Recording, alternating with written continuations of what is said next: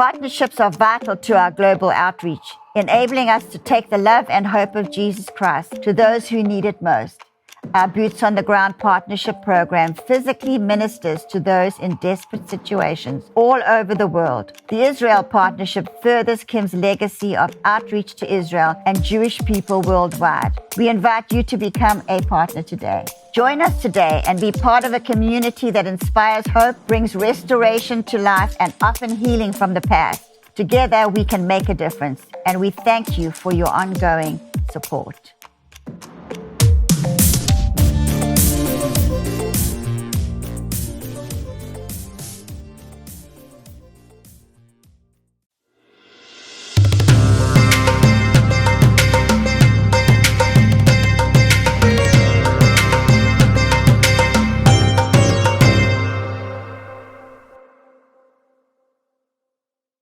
Shabbat Shalom and welcome to Israel Update. It has been a pretty crazy week, and today we are going to talk to you about everything you need to know about Israel and Hezbollah. I'm joined by Doobie. Doobs, Shalom, thank you so much for being with me.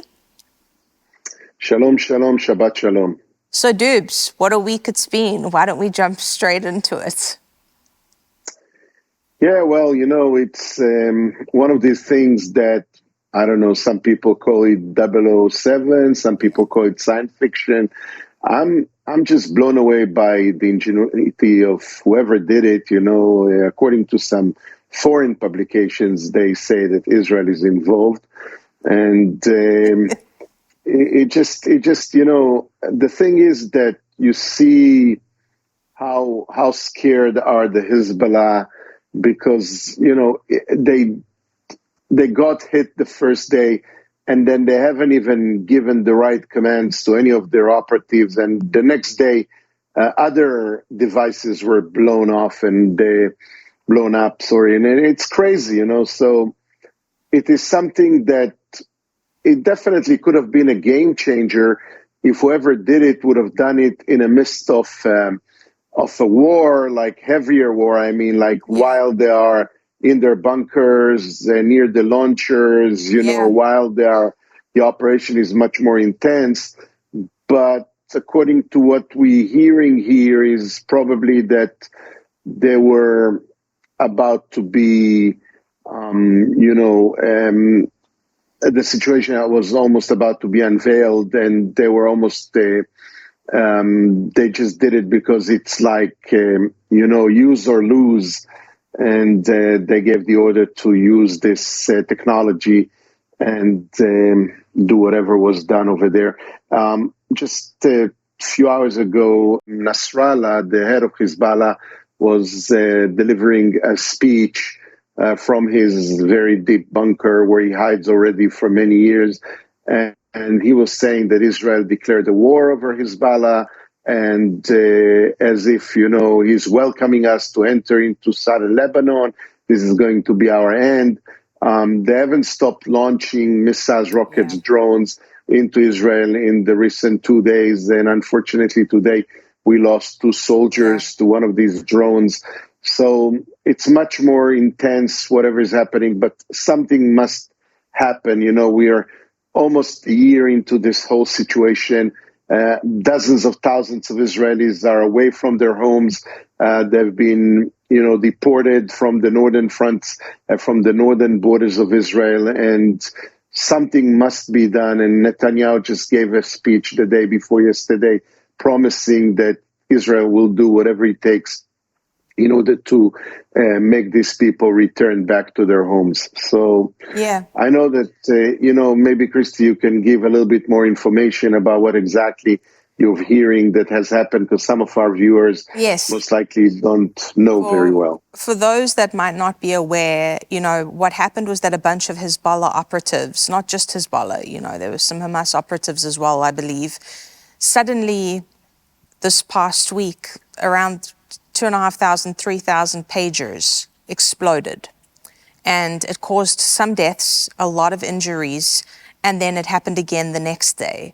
This is a new kind of technology that I don't think anybody really knew you could use as a kind of warfare. And so in essence, like Doobie was saying, this could have been a major game changer if this tech, we don't know all the ins and outs of it, but if this technology had been used in the middle of a wartime, in essence, what it's doing is marking these people. And what's fascinated me is that some of the politicians like AOC who've come out condemning these attacks, she's not coming out condemning what happened on the 7th of October last year. She's not coming out and condemning the fact that none of this would have occurred if Hamas just hadn't attacked Israel. She's not coming out and condemning the terrorists. She's not coming out and condemning the genocidal maniacs that want to see Israel obliterated. She's coming out and attacking the fact that the terrorists have been marked. And that's something that causes me a lot of frustration, but it also just shows you where her brain is at. It shows you where a lot of the people on the Democrat side are sitting with regards to the way they view Israel. In essence, what occurred here was a triumph.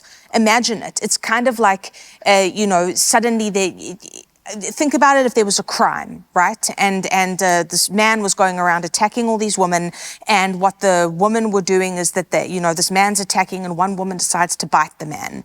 And then, he goes into a hospital to get treated, and an alerts bulletin has been put out, and they say if a man comes in with a bite mark on this part of his arm, he was an attacker. He's been marked as an attacker. So even though he sustained an injury from the woman, the only reason he got injured is because he was attacking the woman who was innocent. It's kind of like that, where Hezbollah now has been marked and targeted, and like Doobie's saying, Nasrallah is sitting there in his bunker that could probably withstand World War IV. There he sits, spouting and carrying on and talking about all of his anti-Semitic rhetoric, putting out this, kind of challenge to Israel, but nobody even really knows how this occurred. All we know is that around 3,000 pagers and some cell phones, I believe, exploded, and it caused injuries to these people. And in my book, that means that they've been marked, which I think is nothing but a good thing. We're talking about terrorists that have kidnapped, raped, attacked,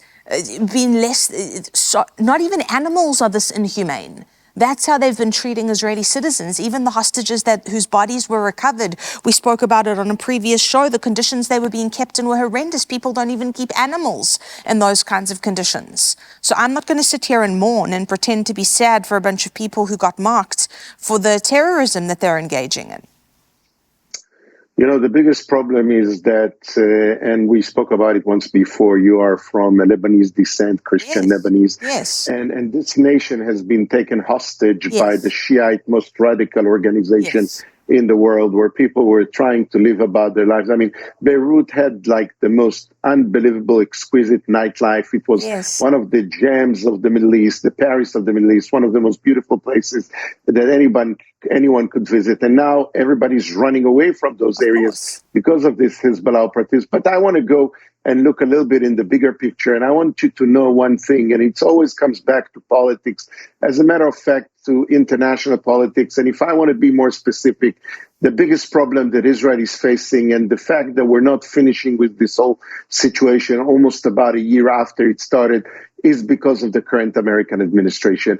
And they chose, unfortunately, their side to release money to the Iranians, to make them a little bit stronger.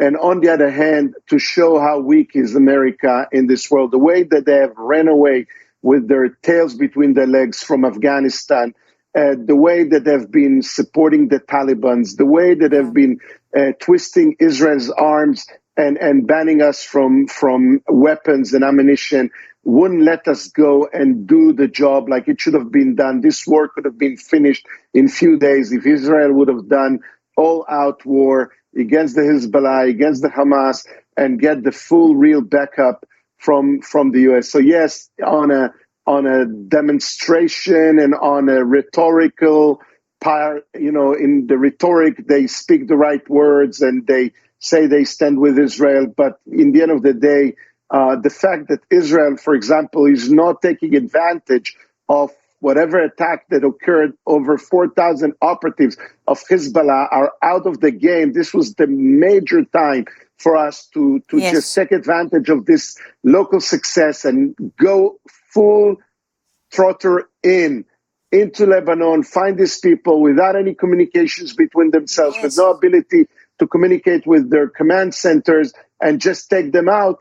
And then the Americans are saying, no, we want a ceasefire. You're not going to go in. And they are the ones who are not Stopping letting it. us for eternal American political affairs, because the way that they have been running away from Afghanistan, showing this crazy weakness, now Biden and Kamala Harris cannot show the Americans just before the elections that they are engaged in another war and they are supporting another war, because that's what Donald Trump was saying. He was saying in his entire campaign, he's saying that should he has been the president, these things would never happen. There shouldn't be any attacks over Israel.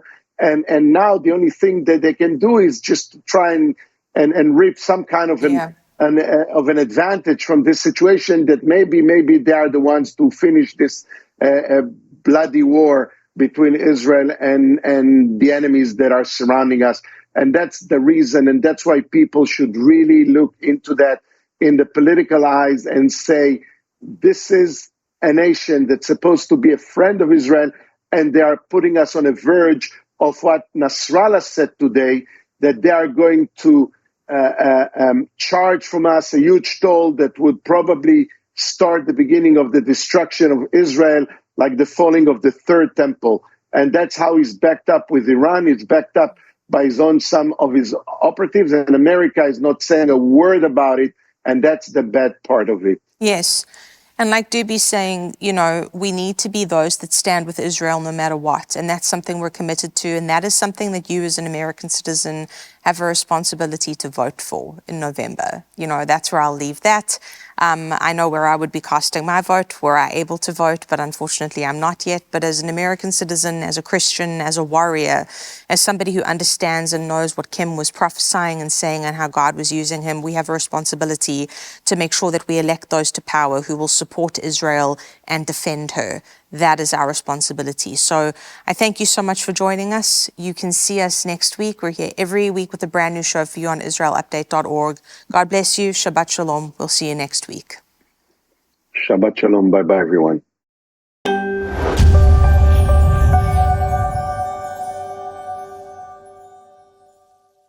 Do not miss this week of Real Life, Real Faith. Pastor Fa and I are joined for the fourth and final week of an amazing guest we've had from South Africa, Dr. Vicky Tim, who is an incredible clinical psychologist. And this week, we're really digging in and we're talking about how to deal with grief, the processing of grief.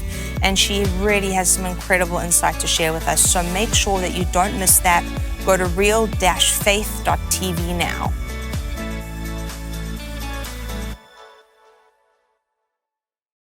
You ask and we listen. We're finally bringing the most requested offer ever. Get the queen size premium MyPillow, now only $19.98. MyPillow is made with patented adjustable fill. It adjusts to your exact individual needs regardless of your sleep position.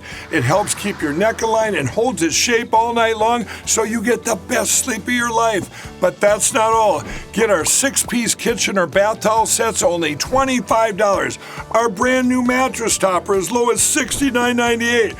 Get our famous MyPillow bed sheets for as low as $25 and so much more. So go to MyPillow.com or call the number on your screen. Use your promo code to get huge discounts on all MyPillow products, including the premium queen-size MyPillow, only $19.98. That's the lowest price ever. Don't delay, order today. From all of us here at MyPillow, thanks America! We here at the House of Destiny are partnering with you to let our viewers, of course, know about your company. It's Beverly Hills Precious Metal. Andrew, explain how that works. So I'll walk you through it right now. So if you go to bh-pm.com, right there on the homepage, you'll see a form that you could fill out. And that form is very important in letting us know how we can help you. So you just put in your first name, last name, email address, phone number. There's a section that says, how did you hear about us? And in there, put Kim Clement.